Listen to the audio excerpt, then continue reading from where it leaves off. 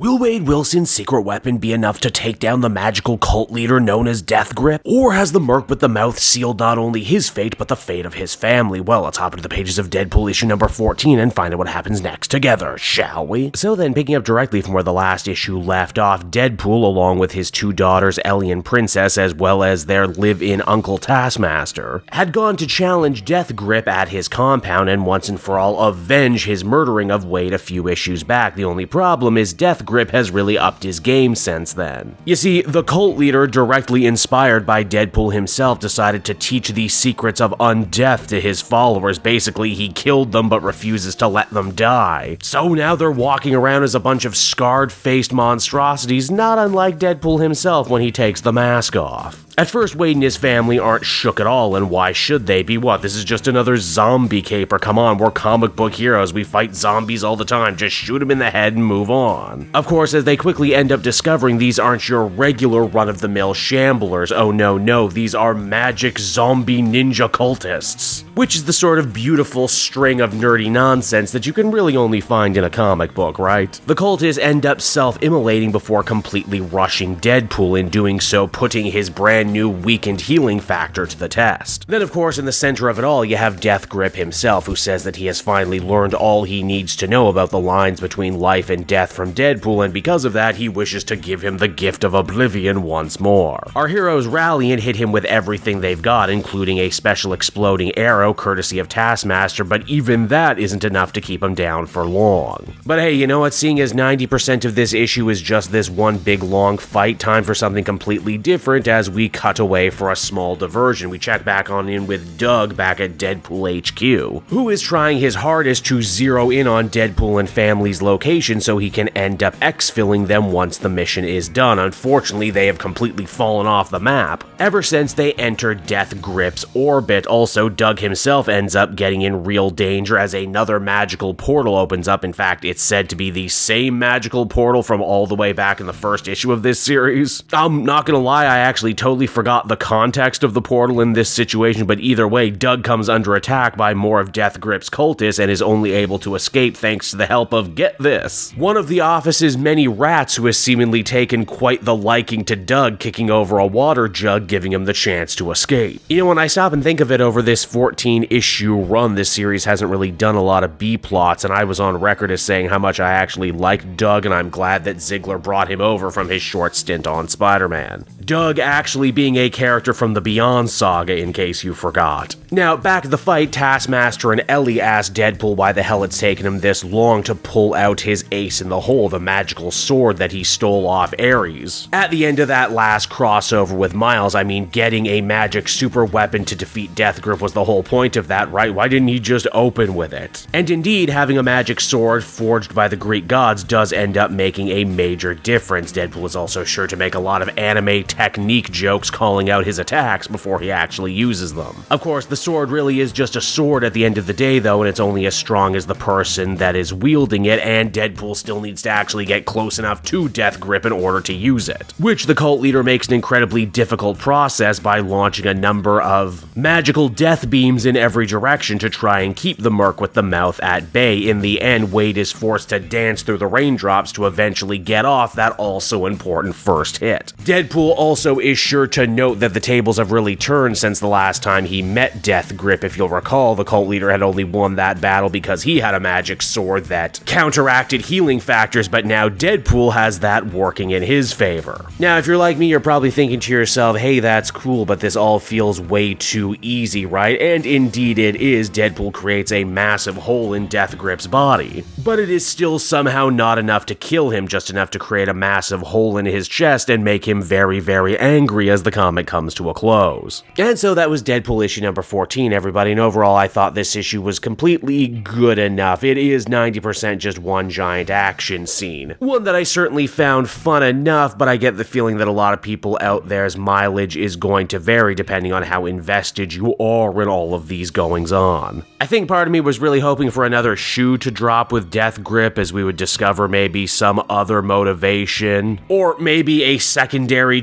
truer goal outside of just killing Deadpool, but no, he really is 100% what's written on the tin. As always, Ziegler infuses the book with some good jokes, my favorite being Ellie wondering that if killing these zombie henchmen actually goes against the promise she made to her father to not kill in the field. Beyond that, though, I would be lying if I said this book didn't kinda feel like a step down from the previous issues. It probably doesn't help that we went from a big bombastic fight against Solemn to a big bombastic fight against Death Grip. There's just not a lot of room to breathe, even with Doug getting his own unexpected little side plot, and the whole thing can kinda feel thin. Still not specifically bad, but we know the book can do better, which is why I can really only give this one a 7 out of 10, and I'm hoping as we head into the final stretch of this series, they can really kick hard to the finish line. Hey there everyone, it's your pal Cape Joel again, and if you're seeing my face right now, that means you watched to the end of the video, and I'll always be grateful for that. Retention helps in this crazy YouTube game, and so does becoming a patron. If you head on down to the description, you can find a link to my Patreon page. Recently just redid all the tiers, a lot of cool stuff offering up there, exclusive commentaries, exclusive polls, behind the scenes concept art for Capes and Quest, that's the brand new D&D show I've started soon. Never been a better time to become a patron. You can become a patron for as little as $1 a month and help the channel grow and, help me continue to deliver content like what you just saw. So I want to thank you all, and I will see you again next time. Bye-bye.